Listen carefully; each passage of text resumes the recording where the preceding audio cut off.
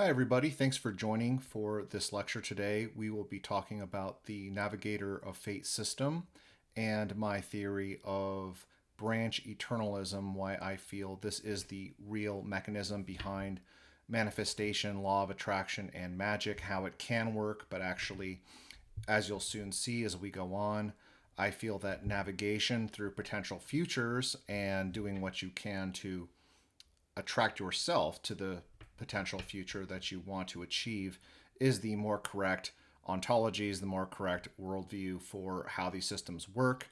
If we're looking at producing desired results via non physical or metaphysical means, right? By means that operate in a realm and via a physics that occurs above and beyond or transcends the real world, physical, material world that we experience from day to day. So, really, in a nutshell, right, that's what we're after. We believe that that's possible. I believe that that's possible, but we want to get the theory right. So, welcome to this lecture in the Navigator of Fate series. This is an introduction to Branch Eternalism, and I'm your presenter, Devin Stone. Today, we'll be talking about manifestation, law of attraction, and magic, and we all have the same goal when we get started in this, which is that we believe that we can get desired results via metaphysical means, and we can. If you've had a synchronicity happen, if you've practiced any of these systems before, New Thought, Law of Attraction, studied The Secret or the Abraham Hicks material or the Bashar material or anything like that, or engaged in ritual magic and gotten results, you know that you can influence the world in ways that are not fully understood. So I use the term metaphysical means as a catch-all for that. We all know how to create results via physical means, via the mundane or material world, but we want more than that. We want more power and influence over our lives. People can get great results doing that, and sometimes we get no results, and I think there's a reason for that. So I want to get into the practice and the theory, and I really want to stress how important theory is, because if you'll allow this example from everyday life, you can know how to drive a car without knowing how it works. You don't have to know how the car works. You don't have to know anything about mechanics or auto repair at any level in order to drive a car. But many of us, a lot of us, when we first started driving when we were teenagers, we didn't know anything about why cars wouldn't start or turn over one day or something happens and we had to call our parents in a panic, right? Maybe you did or maybe you didn't, but it's a common occurrence. And then what we learn that even basic auto repair, basic theory for how a car works is very helpful in allowing us to drive better and helping us be more successful and enjoy more driving by knowing how something works. So we can put our foot on the gas pedal, or we can know the whole procedure from start to finish, how to start the car, turn the key. We hear a rumble or something, and we can believe anything. We can believe that there's a giant hamster on a wheel under the hood, and we press the gas pedal, and maybe there's some Rube Goldberg device in there that, kicks the hamster or gives it food and beckons it to go. But at a certain point, when the engine doesn't turn over, unless we know that we have to jumpstart the car, do something about the battery. Without a proper diagnosis, we can make effigies and pray to the hamster spirit or beseech the car spirits to make the car go again, and it's not going to work. At that point, the theory is broken down, and then our practice ends up being broken as a result. So even though we can get really great results with any of these systems, I believe that they are being taught by the way of appearance, the way things appear to occur, rather than how they really do work, how manifestation and law of attraction works. To summarize, things appear to manifest in the way that the sun appears to orbit the earth, but that is not the case. That is a subjective experience rather than explaining the real mechanism behind it. So with magic, I'm going to start with magic because this is really where it all begins. And in a way, law of attraction really is just watered down, secular, made safe for mass consumption magic, although there are some distinctions that in some ways make law of attraction and new thought more effective.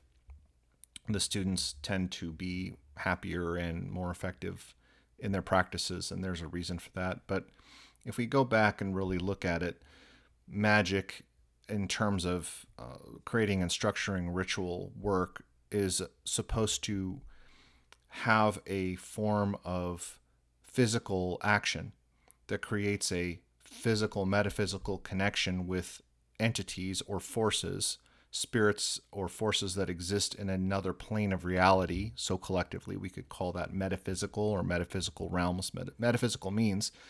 And the ritual is intended to gain their favor or command these forces and use those forces to then come back down and influence the physical world, right? That's what the magician would like to have happen.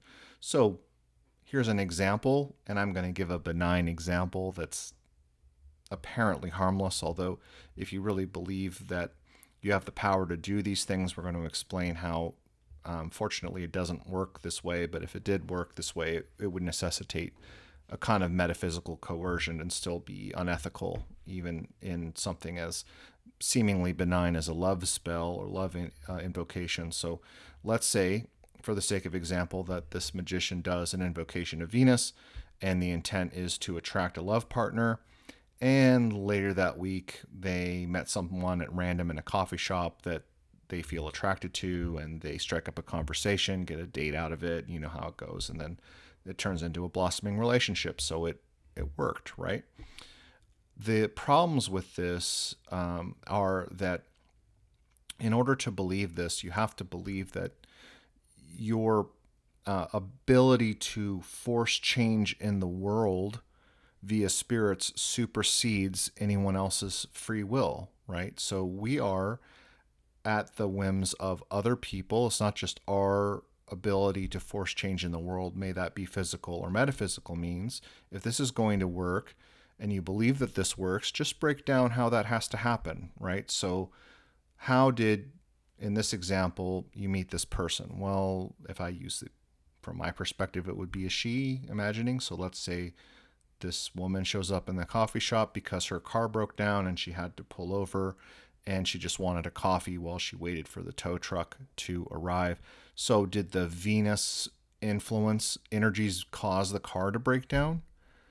Okay, you can believe that, but you have to take it a step deeper in the causal chain, right? Did she neglect the car? Let's say there was a service engine soon light and she ignored it, or she had signs that the battery was going bad, and she neglected the maintenance of this car for several months. So did the Venusian planetary energies cause that to happen? Did it put thoughts in her head? Did it go in and molest and manipulate her brain and her thinking into causing her to pull over at that exact moment? It just gets to be a level of control and power over the world that is, for one, highly unlikely, but two, very arrogant and narcissistic. So people tend to fall into these traps. Solipsism, that means that your subjective experience is the only real one in the entire world. Other people's consciousnesses are not like yours. You're the only one who really has a true existing consciousness in the world. Narcissism, which Aleister Crowley himself really had an issue with his students and wrote about at length, that this problem of magical pride and narcissism and ego inflation and the toxic definition of ego, he noticed was an issue with his students. Well, if you believe that this works and you have this degree of power over the external world, we have to really be careful here with the ontology that is being proposed here, that for the millennia that people have been practicing magic or have launched pogroms against magicians. So we know that John Dee and Edward Kelly, probably the most famous of the Elizabethan Renaissance era magicians, they were targeted by the Inquisition. I'm not siding with the Inquisition, but why are people like this seen as shady or up to no good? Well, because whether people are for or against this, they share this common worldview that the universe is this fixed thing, and that these individuals have powers, that they're able to cause change in the world and override free will, which is absolutely necessary, even if, again, what you're doing you believe is benign and does not involve other people. Well, it's very difficult to cause change in the world without other people being involved. There's lip service given to this in The Secret, which I'm going to get to in the next slide. But the mechanism doesn't follow that. If the individual believes that they've attracted something great in their lives that someone else gave to them, that would necessitate that the external world is resonated with the individual and the change was somehow forced, which would involve forcing other people to do your bidding. So whether you're a fan of this or an enemy of this, people on either side, is two sides of the same coin, right? It's either we like the idea or we don't like the idea of metaphysical coercion. And you have to believe in all this stuff, right? You have to believe that there are spirits and planetary energies and all of these things that are able to go and influence the world and that you can exert control over them.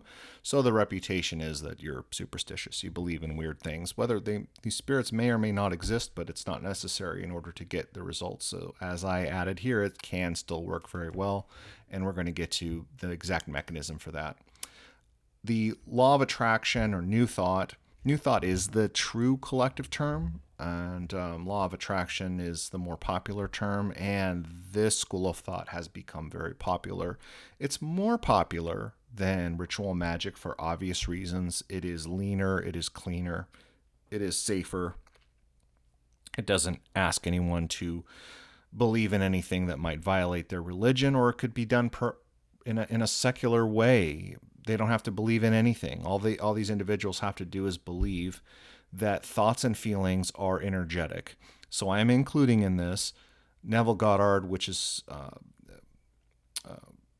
very Hanel. These individuals inspired Rhonda Byrne to write The Secret. The Secret is probably the most successful and most well-known of any of these New Thought, law of attraction pieces. Prior to her, we have the Esther and Jerry Hicks and the Abraham Hicks channeled material, and we have the Bashar channeled material. So we have some good sources there that essentially say the same thing. And Vadim Zeland's Reality Transurfing, I read it, and it is very similar to The Secret. It's a little more structured, it's a little more scientific, and there's some new ideas peppered in there. But ultimately, this material focuses on an internal state resonant vibration, and what we are told, what is proposed here in any of this law of attraction New Thought theory, is that as within, so without, right? That the world outside of you can't help but mirror what is going on internally in terms of your predominant thoughts and predominant feelings. That's what creates change, resonant, coherent change with the external world. So if we go back to magic and the occult, the saying is as above, so below. In other words, the higher world, the spiritual world, is a mirror of the mundane physical world. So we whip up some ritual to influence the spiritual world that transcends, the metaphysical world that transcends the physical, so that it can then condensate back down to the material and give us a result. And this is more attractive, and I would argue more successful. These adherents are more successful because why? Because it's internally focused. So the proponents of this are saying that you just look out for yourself, and the external universe is a mirror. It resonates with your internal state. But there are problems with this, right? If this were true, all anxiety-based people would live in chaos. And I've known many, many people who are extremely wealthy, who are very secure, and all they do is worry about it. That security makes them afraid of losing it. It's not a healthy state to live in. I'm not advocating living in fear or anxiety. I'm just looking objectively at the fact that this would require that people who live in anxiety live chaotic lives. And many times the opposite is true. We see both examples. We see people who are very carefree, who won't be bothered to think or worry about anything, that live in destitution. A lot of times people who are chronic underachievers, they don't worry about anything, right? What's that? The Big Lebowski, Jeff Bridges' character, right? The dude doesn't care about anything, won't be bothered to worry about anything. Maybe he would be better served if he had a little bit of positive anxiety, a little bit of eustress, if that motivated him to get his act together a little bit more. This is a true example. I worked for two guys who were very jerky people. They were mega wealthy. did not feel good feelings about life or money. I know that by how poorly they treated people, how poorly they treated their employees, how poorly they treated me. And now, do I know what they were thinking all the time? No, but I think it's safe to say, based on their behavior, that they did not think good feelings, and certainly the way that they spoke were in negative terminology, a lot of anger, a lot of frustration and rage about money, but they were wealthy. So if we follow this would say, well, they would have to think happy, wonderful, positive feelings about business, being bosses, having money in order to attract that kind of wealth. And here we see quite the opposite. A lot of times we see people who are very negative, that have the very things in life that they're worried about or negative about. Why? I'm sure you're wondering why. Well, because they had something deeper going on. They had their identity states aligned with being a wealthy person. If you can identify your identity state with being a wealthy person, well, you can be a wealthy person and still have a bad day. You can be a wealthy person and still have a sad thing happen. And you don't have to worry about your emotional states, because emotional states are like, and thoughts are like the fleeting weather, and identity is the climate of where you live. The climate is very stable. It ranges only from set point to set point. When I lived in Phoenix, Arizona, what's the reputation? Phoenix is hot. Well, Phoenix has a range of temperatures. You have 2 seasons. You have summer and fall, basically, and you can always count on triple-digit temperatures, Fahrenheit temperatures in the summer. That's the climate of Arizona, and that region, especially in the valley, that doesn't change. But the weather's day to day. You check your phone for the weather. So people who practice the system wind up being paranoid about whether they're slipping into a negative state too often or too frequently, to the point of suppressing their emotions. It's good to be honest with yourself about things that are going on in your life. You can give yourself permission to grieve and feel badly. Not everything is going to go your way, and we're going to get into thoughts and emotions and why maintaining a positive state is beneficial for you and important. But is it required in order to attract the life that you want? No, because identity state is stable. It is resistant to change. It's unfortunately, very difficult to change it. But the rich jerks that I worked for, they had very, very strong egos aligned around I am a rich person. A rich person that feels bad, has problems. In other words, what am I saying with branch eternalism, which we're going to get to here and more in depth in future videos, because this video is just an introduction. But what we're saying is thoughts and emotions are not the attractors. They're not the things that cause it. You only, quote unquote, manifest or step into your future state by means of your identity resonance, and not by means of thoughts and emotions. Thoughts, especially, thoughts are emphasized heavily in The Secret and the Abraham Hicks material, and it's just not true. In fact, the purpose of thought is so that you can model certain outcomes before it happens. So it's kind of contrary to that. But rest assured, you don't have to worry about it. You don't have to worry about your thoughts causing poor outcomes, because that is not how it happens. Never has, never will. Presentism. So we're going to get into some ontology here and different systems. And this is purely so that we can explain why branch eternalism is the right model for the universe and existence that we want to take going forward. So what does presentism say? Presentism states, that only the present moment is real. So the past exists as only a fleeting memory, and we see the effects of the past every day, every second of every day. When we do things, we see that we've moved something from place to place or earned money, spent money, but it is annihilated the instant it happens. The future only exists in our imagination, and the present moment is the only thing that exists. So it's as if you are, as a human being, standing still in this river of time that's just flowing by you. And if you can't really see what's coming, you can just stand there and feel the effect of the water as it presses on your body and moves forward. So this is what we experience in the day-to-day, we experience the sun going around the earth. So for millennia, right, people thought that that's what happened because, well, that matches our shared subjective experience even. It appears as if, because the Earth's curvature is so subtle, because the Earth is so large compared to us, we can experience the Earth as flat. We can even build foundations of buildings and have them be flat because compared to the size of the footprint of that building, the Earth's curvature is negligible at that point. So we don't really experience the Earth's rotation on its own axis, and we don't really get much of a sense of the curvature of the Earth unless you're able to get a real clear view of the horizon on the ocean or something like that. So we experience the sun going around the Earth, but that's not really how it happens. So we experience time as if it's flowing at us in this parallax way.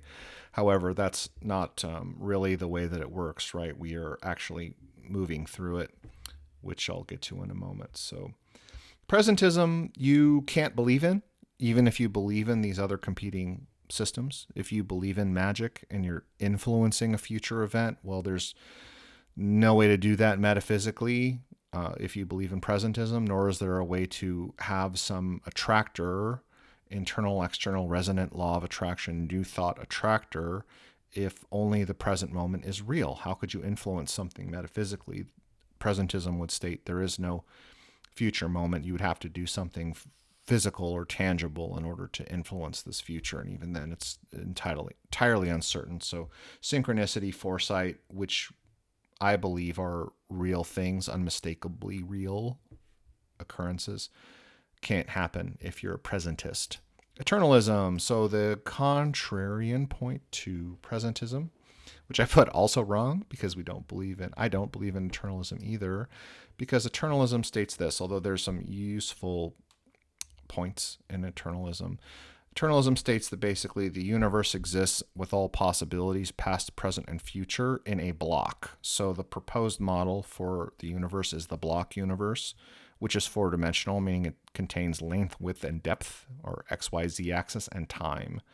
And the individual consciousness moves through the block, right? So every moment is real, every moment exists, and the present is just the index location of your consciousness at that point in time. So the past exists, it's there, but you don't have the means to access it. We don't have the means of accessing it, but eternalism proposes that it is there.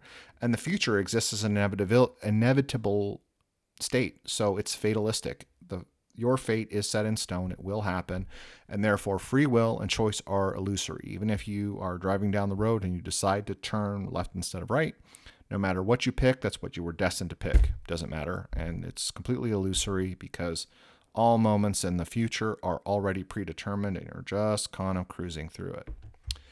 So this I reject because it negates free will and choice.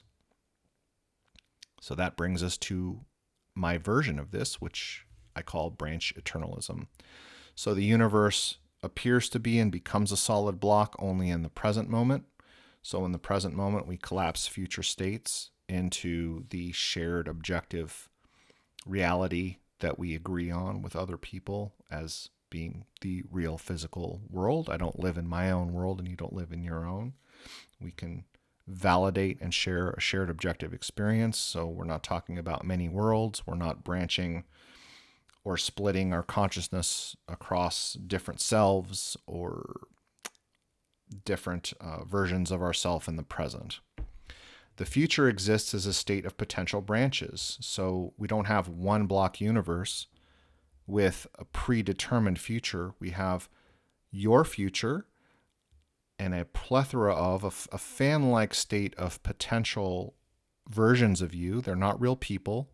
Your consciousness is not split among them. These are your future states, your future selves. Why do we say future versions of you? Well, because your subjective consciousness has to occupy one of them.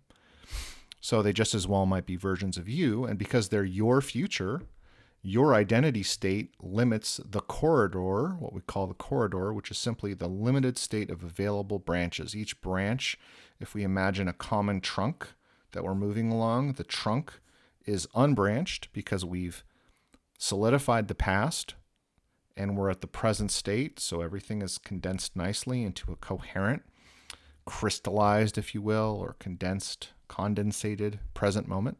But the future is this fanned out branching trajectory, potential trajectory of future states of yourself, future versions of yourself, future potential outcomes that are limited by your identity, one, and two, externals. What are externals? Well, events beyond your control and other people which you have no metaphysical ability to coerce.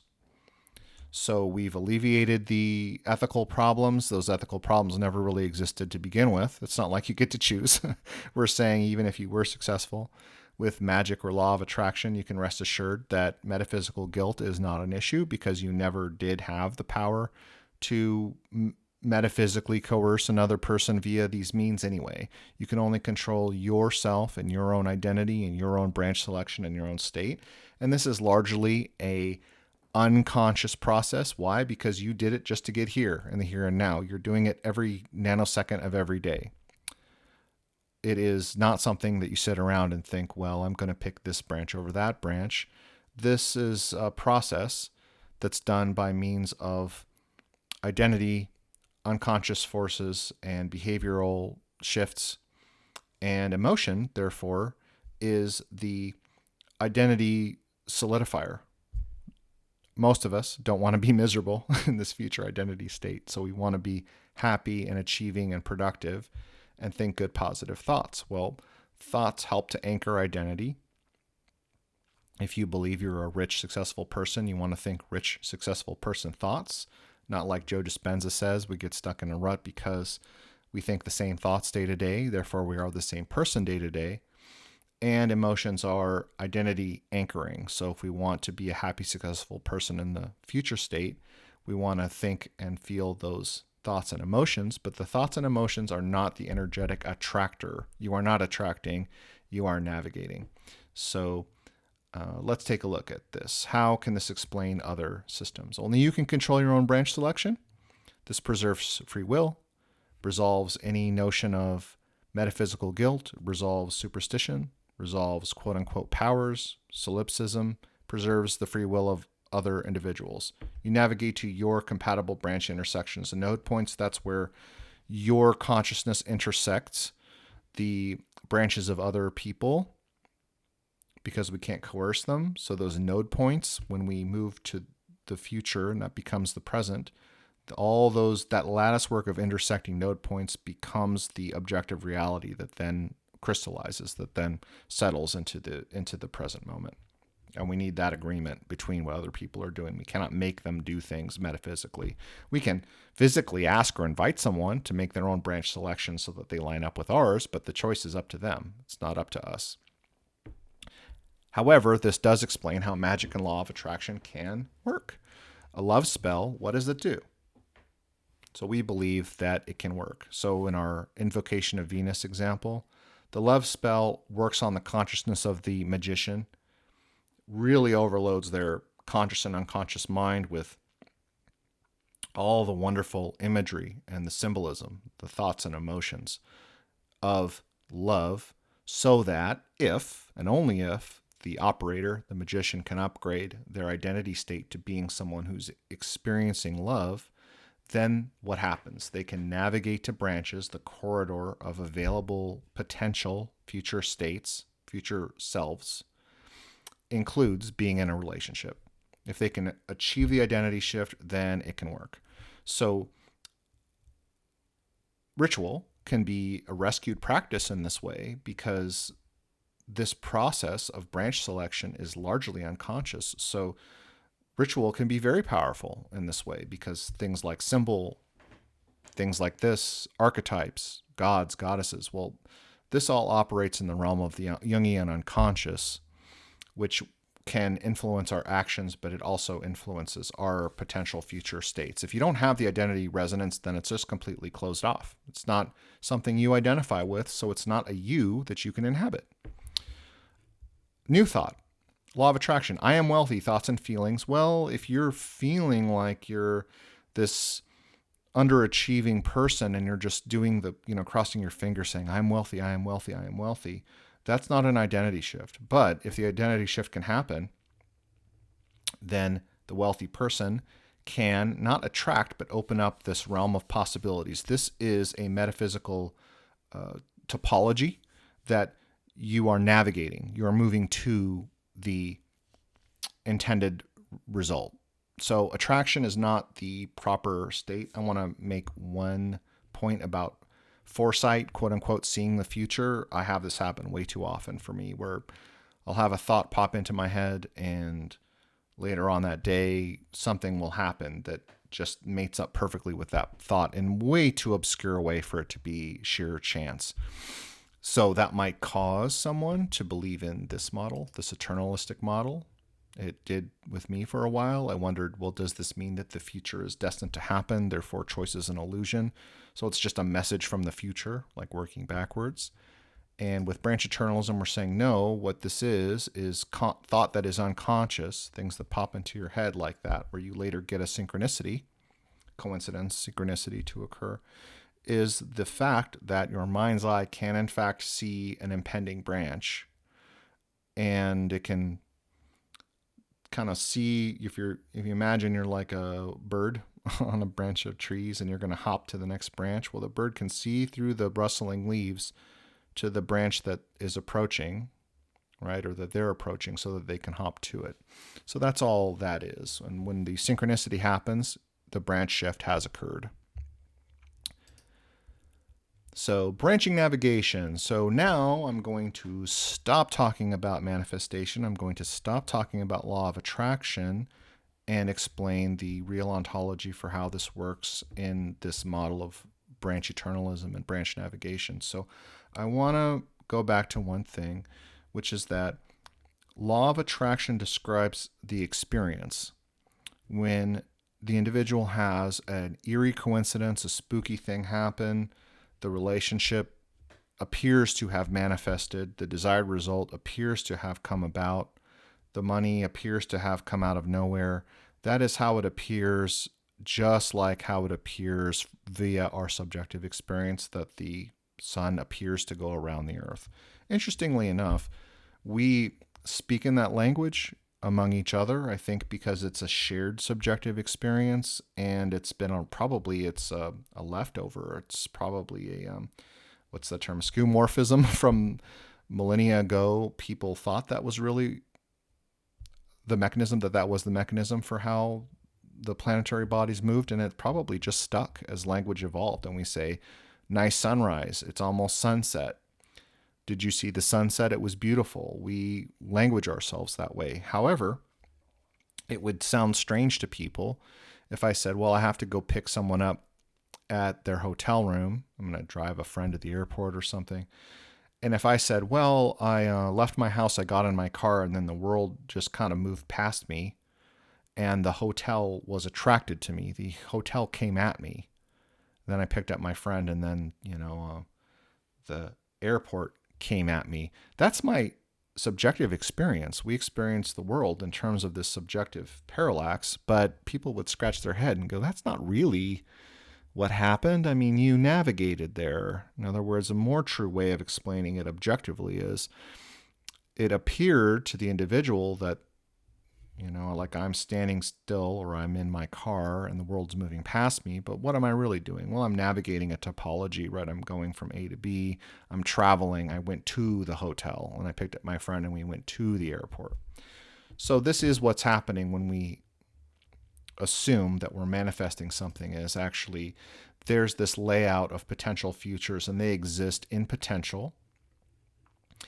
And every individual, we don't have multiple consciousnesses or selves. These are potential future versions of ourself, if you will. They are not really real in the physical sense because we want to preserve individual consciousness. So each individual has a single consciousness that represents an index location in a branch structure. The past, and I would say the present, have collapsed into lived, shared, and objectively provable experience. The branches represent likely future versions of the individual based on identity state, and it has to work with and around other people's choices. That is their branch selections and external events, people's, places, and things. What do you have control over? Your identity, your state, your actions, your own available branches. It is metaphysically impossible to force another person's branch selection, so we've alleviated external forces, the need for spirits, the need for narcissism, solipsism, metaphysical guilt, slop. We've also eliminated many worlds, multiple selves. You may think, oh, well, maybe I'm sliding between realities and there are different versions of me in these realities, but then what did you do? Did you displace that person? Or is there a singular consciousness that is you? And now we're getting into the Everett many worlds theory, why I reject that wholly. Although the theory itself seems cohesive, why do we experience a single unified path of consciousness, this unbroken line of consciousness, when there are different versions of me that are splitting off all the time? If you look at what Everett said and many worlds theory, why do we experience an I, and what does the self mean? So many worlds theory has a philosophical problem, and these theories do exist. People wonder, well, maybe if I can manifest my own reality, maybe these other real versions of me in these alternate universes are like in an unconscious state. And the theory is called zombie universe theory. And this is really sloppy. It's really messy. Why would these different versions of me be living their lives, and all these billions, countless trillions of versions of myself are living their lives as like robots, and then my singular consciousness just jumps in and displaces them? Quantum leap, like that theory that Scott Bakula series from the 90s.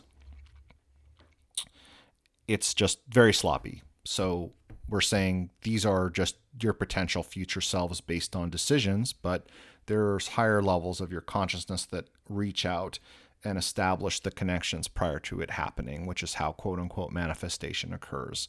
But there's only one you in the real world. Okay, so these are not parallel realities of physical yous. These are your future potential states. We could say versions of you, but they're not people like you are right now. Branch navigation. Okay, so let's dig into this a little bit more. We're going to call A always is the individual. You could imagine that's you, or in my case, that's me. A0, we're going to call the present state. So A is the person A, and we're going to get into how this intersects with other people's futures and how we can develop a result that is the desired result via this metaphysical topology. Okay, so this is our branch state of potential futures for ourselves, and with each branch is literally a different version of this. Is a different me. If I'm defined by my experience, then that literally is a different subjective perspective. So that becomes me, future state. A0 represents the individual's present identity state resonance, and A1 through 5 represent existing future state selves. They're not real people. That's if I'm speaking for myself, or you're speaking if I'm speaking about you. These are the versions of you that are in potential, limited by your present identity state, as well as many other things: physical limitations, likelihood, other people's choices. This often runs contrary to thoughts and feelings, even because, again, it's not the thinker. I'm sorry, it's not the thoughts, it's the thinker. Let me correct myself. It's not the thoughts, it's the thinker. It's not the feelings, it's the feeler, the person doing the feelings. The identity state determines this corridor of available possible future states. And unlike what we're told with manifestation-based systems and law of attraction, it is quite limited. So that just makes sense. And let me see, the time I'm recording this, I'm 46 years old. I'm feeling good feelings and thinking good thoughts about being the next NFL quarterback. What do I want to be? I want to be the quarterback for the Jets. Okay. Well, most of you would say, not going to happen. I could attract a coach. I could get in better shape. I could maybe have a mediocre time at an NFL tryout, but that's as far as I'm going to get. Well, why not? The law of attraction says I can have anything I want in this nameless void, this quantum resonant field that has to bring me what I'm thinking about and what I want. Why not? Well, because I am limited by my body, certain things about my identity that I can't change, but there are things about my identity that I can change, right? I can change my identity with health, my identity with my emotions, relationships, wealth, states. Certain things are well within the realm of possibility, but some things not. So we have to be very well aware of that. My physical body ends up kind of being an external in that way that I only have some control over. So when we talked about not being able to influence others, and why does this run contrary to magic, and yes, even to law of attraction and new thought, even though they deny it, even though Rhonda Byrne, toward the end of The Secret, which I've read numerous times, she gives an explanation. She doesn't really explain how the ontology works really at all. Reality transurfing, not so much, a tiny bit. But Rhonda Byrne makes an attempt to say at the end of The Secret that you can't influence other people's free will. However, in the examples given, you would have to. So this system, in Branch Eternalism, we are actually explaining how the synchronicity can line up, how it can involve other people, but you cannot control other people's free will. So I'm going to give you an example from my personal life. And different, not the two rich jerks. These were coworkers, more or less on the same level as me. And I had a job in an office in Tempe, Arizona. And I was being harassed by two coworkers that were just making life miserable for me. It's kind of a ridiculous situation, to be honest. So I was a student of Esther Hicks and The Secret at that time. And I found myself ruminating a lot about how poorly these guys were treating me. And I said to myself, I've got to exercise and put this law of attraction into practice. So I thought, I am happy and peaceful at my job. I'm happy and peaceful at my work. I'm happy and peaceful, and kept that up for a week or two. Within 2 months, both of these guys lost their jobs. So this is very similar to an example given actually in The Secret film, at least. And one of these jerky coworkers, he rage quit one day, so he was gone. And he had emotional problems anyway, so there's a situation that kind of motivated him, and he just walked out the door and quit. And the other got fired. So we can look at this and say, well, this is very successful. However, even though Rhonda Byrne says you can't influence other people, well, that would have had to happen. In other words, if we're going to believe that manifestation and law of attraction works, by means of my happy emotions and internal state, I would have to be solipsistic. I would have to believe that other people aren't really real, that my thoughts and emotions are more powerful than other people's, that I made this stuff happen. Can you explain to me, even like metaphysically, like, well, what is the mechanism for how that works? Does it molest their brains? Does it make these two people do things? Does it tell the boss of the one of them to fire them? And does it motivate the other guy? Did it make the guy who rage quit stub his toe that morning? It just gets to be this really, really not only scary and superstitious, but also very egotistical and very surreal, right? That other people don't have agency of their own lives. So with this ontology, Branch Eternalism, which is a complete ontology of a metaphysical structure that explains how we can, quote unquote, manifest or develop this desired future without any metaphysical coercion. How is that? Well, I caused the identity shift to happen. So we're going to walk through my example. My identity shift was, and it explains how The Secret can work if the identity shift occurs. And my identity shift was, hey, I am a person who is peaceful and happy at my job. Potential futures start becoming available. What could have happened? Well, I could have been offered a better job where that happened. These guys could have made life difficult for another person, and they had to chat with HR, and they changed their behavior. Or one of them changed their behavior, the other got fired, or they both got fired, or they both got different jobs.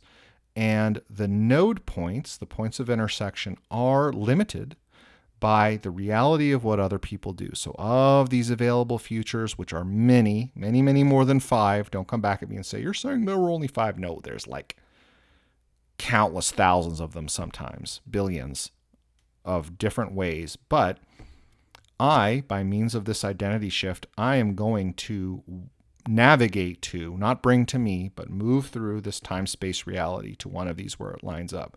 And where do we have this agreement? Well, they could have done all these different things, right? Could have kept treating me badly. No, that won't work. That won't work. So I don't have any, I did not make this happen. I did not make them, by means of some power, make, let's say this is one of the guys, the guy who got fired. Okay, because we had another intersection point. Actually, all three, because one got fired, the other rage quit. So if we had all three people, we'd have a third individual and a third color, person C, and the branch happening there. So we're just looking at two. This is the future where this person, they make their own branch selections, and this is the agreement. This is the node, the physical manifest reality with eerie coincidence. He lost his job, right? So just like when we're merging onto a freeway, well, I have to move around other people move around me, we navigate each other, we arrive at the present state where all of us get along and we can flow down the freeway. So by the time that my identity resonance matches up here, we both co-navigate to the place that matches. So there's no coercion. No, I did not pull this guy into my sphere. I control my branch, he controls his. We have to negotiate on this metaphysical level, and we have an agreement. When this agreement, by the way, we're saying something very profound, because it is the state of agreements of all consciousnesses involved. When that becomes the present moment, this lattice work of nodes is objective reality in the present moment. That we've crystallized, we've condensated the metaphysical potentia future into a shared physical world that is the objective reality, as I would define it. So you choose your path, they choose theirs, but what we've done is we've shifted our identity, and there's many, many different ways this could have gone, right? So as far as the node selection, because I shifted my identity to someone who's happy and peaceful at work, could have gotten an email from a recruiter, hey, Devin, we've got a great job for you. And I go and say, I quit and I'm happy and peaceful at that job. That's a peaceful, meaningful resolution.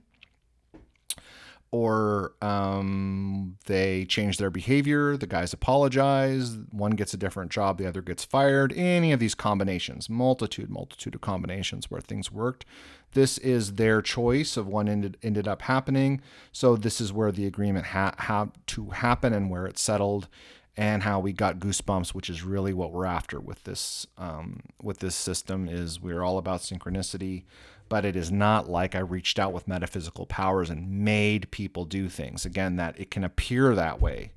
It can appear, I'm going to drive you crazy with this, it can appear like the sun goes around the earth, but that is not the way that it worked. We are navigating to this future of all these potential futures where the agreement lines up. But there is a metaphysical ability here, okay? So synchronicity, eerie coincidence and synchronicity. What is the experience of the synchronicity? Well, it appears as though we made the universe deliver what we wanted. It appears as if it was going to happen already.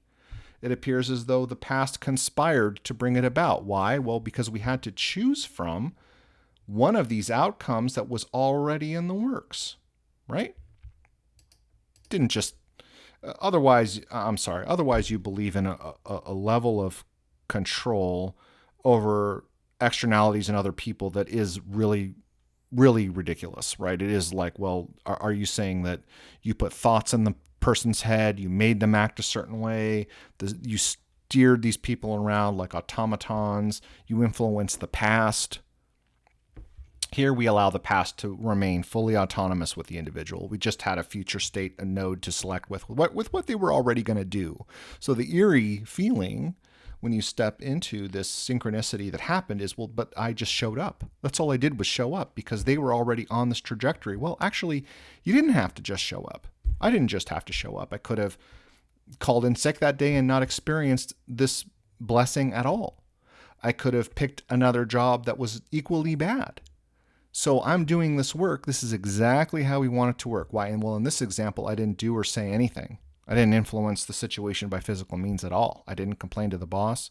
I didn't write letters to HR. I didn't confront them, nothing. So this is a great example because why? Well, it's just this pure metaphysical navigation along this topology by changing my identity state. And it is an example of successful application of the secret and the law of attraction, Abraham Hicks style material, because the identity shift did occur. If it was just thought content and emotional content, I'm saying no, that is not enough. But identity shift is. And why? Well, because these are the future resonant states, selves of this identity. That's a person. If it's you, that's you. How could that be your future if you don't identify with that? It would just be like another person. So it appears like manifestation. It appears like it was pulled into you, that it showed up. It seems that way. It seems like a sunrise, right? It seems like I'm driving down the road and the things are coming at me. But in fact, I'm navigating through them. Relatively speaking, those things are stationary, right? We know the sun does move, right? It orbits around moves around the arm of the galaxy and so on, and all of it's in motion, and it's all relative. But it's more correct to say that relative to all the movement in our solar system, the sun is stationary. The Earth rotates on its own axis and revolves around the sun. And in the case of moving across a map, if I'm following the Maps app on my phone or something, I'm navigating. So we use the language of navigation here, navigating to a destination, and the map relative to us is stationary, or the Earth in that case is stationary. So it appears as though we controlled the entire world, when in fact we only had a limited set of outcomes. However, we can set our identity state, we set our wish or desire, and have harmonious thoughts and feelings that drive the identity state. So thoughts and feelings are useful in that way, as a sensor and as a propellant in a way, but not a motivator. But it's not really the mechanism. The mechanism is the identity state shift that shifts this realm of future possibilities, and it can have an agreement. It can find this agreement where the conditions are satisfied. So I hope that you enjoyed this. Please like and subscribe and leave me a comment, and I will see you next time.